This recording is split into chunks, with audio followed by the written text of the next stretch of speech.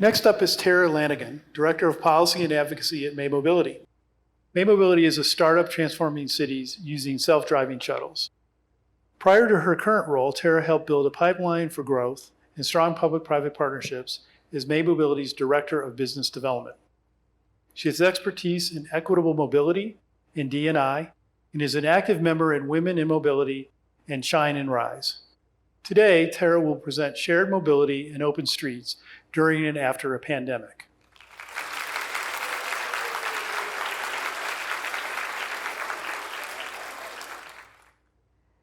Hi everyone, my name is Tara Lanigan. I'm the Director of Public Policy and Advocacy at May Mobility, a self-driving shuttle startup here in Ann Arbor. So I've loved cities and public transportation for my whole life, and I've been lucky enough to live in a lot of cities throughout the years. I was raised outside of Los Angeles. I've lived in Detroit, London, Ann Arbor, and New York. And I got around in each city quite differently. So in Orange County, growing up there, public transportation was not necessarily robust, so I rode my bike until I could drive. In New York and London, I pretty much rode the subway and the bus everywhere I went. In Detroit, I did everything. I walked, I biked, I rode e-scooters, I used the Q line, and I drove my car. And here in Ann Arbor, I tend to walk or drive. And everyone has kind of their favorite way of getting around. Mine's more historical. I loved taking the tube in London, which is their subway. I could read while I was commuting. It was really clean. And I loved the British accent of the announcer. And here at May Mobility, our team is constantly making it as fun as possible for our commuters to get around. We want it to be safe, fun, and we want them to enjoy it as part of their day. And I know that not everyone is constantly thinking about transportation like I am. I work at a mobility startup. It's what I'm supposed to do all the time. But I know that everyone can relate to deciding how they're going to get around, whether it's on the daily or if they're making a new decision, whether to buy a car, move to a new city, just depending on what their line of thinking is. I think we can also all relate to the fact that the pandemic has really adjusted that decision-making for all of us and has made a big impact. And as we personally start making those decisions about how we're moving around differently in a pandemic, companies and cities that are focused on mobility are also changing their way of thinking. At May Mobility, we had to make technical and hardware decisions to change our offering to make people feel safe again riding public transportation. So for us, that meant adding something to our shuttles that made it feel safe and clean for passengers again. Whether it was adding UVC lighting or a partition in the vehicle, foggers, we added everything to make it feel completely different and safe again. We were excited to relaunch this in Grand Rapids in our deployment there earlier last month. And we couldn't do this alone. It very much took a village. So again, collaboration is the key there, and we couldn't have done it without any of the Michigan organizations that helped here. But this clean shuttle is really just a small piece of the puzzle of the larger idea that the pandemic is bringing up changes needed in transportation that were already needed before COVID-19 hit.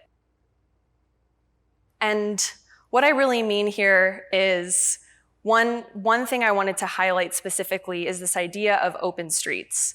If you've been around outside Ann Arbor lately, you'll have noticed that the city has closed down some of our more crowded streets for restaurants to expand their patios and for pedestrians to feel safe walking around outside. And it's not just Ann Arbor that's been doing this. It's been done in Minneapolis. We've seen it done with the art fair in Ann Arbor. A lot of temporary examples of cities closing down streets to center around pedestrians, micromobility options, and public transit. And it's not just Ann Arbor that's addressing COVID with this implementation. It's other larger cities that are far bigger and have more traffic, like Philadelphia, New York, San Francisco, Chicago. And again, this is not a new issue. It's just something that's being brought up by this pandemic. And it's something that harkens back to this idea that cities should be built around people, not cars.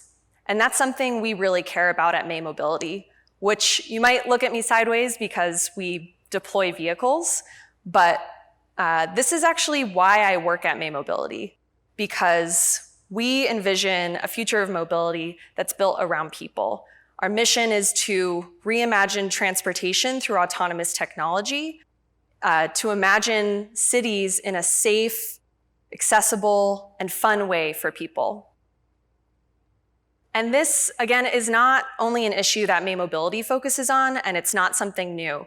There's already tons of initiatives right here in Ann Arbor that are addressing this pedestrian, micromobility, public transit-centric mobility. The DDA initiated the public bike lane that's blocked off as a bike-dedicated lane on William Street in downtown Ann Arbor. And the Office for Future Mobility and Innovation announced last month the AV corridor that will run from Detroit to Ann Arbor, allowing for people to go between the two cities in a way that they haven't been able to before, and connecting them in a more easy fashion. And there are tons of mobility organizations and institutions around the Washtenaw County area that are thinking about these ideas daily, like I am and like my colleagues are. But that doesn't mean we shouldn't bring up the fact that we have a long way to go. And in conversations with a lot of the mobility companies you see up here, and with mobility companies in cities across the US over the last 6 months, with the pandemic being so prevalent, I've noticed a few themes come up within the mobility world that I think could really be useful as questions for other industries across the world. It's not just a mobility problem, it's questions that we could be asking ourselves from every sector. And the first one is, what existing challenges does the pandemic magnify? And I brought this up earlier, but it's worth repeating. And pandemic is really interchangeable with any public health crisis today, whether it's COVID-19, lack of accessibility, systemic racism, whatever it may be. We have to be doing this reflecting, and it's a journey that will likely never end. But it should be closely followed by the question of how can we work together to make a new reality? And this is where those smaller pieces of the puzzle come in, like May Mobility's Clean Shuttle that we collaborated on with many organizations across Michigan. It's things you can't do by yourself. It's things that make up a larger whole that we should be working on together. And of course, I'm excited to hopefully soon safely return to London, ride the tube again, but I'm really more excited to see how the regional transportation landscape evolves and changes over the next few years from what we've learned this year from the pandemic that we should have applied to issues long before.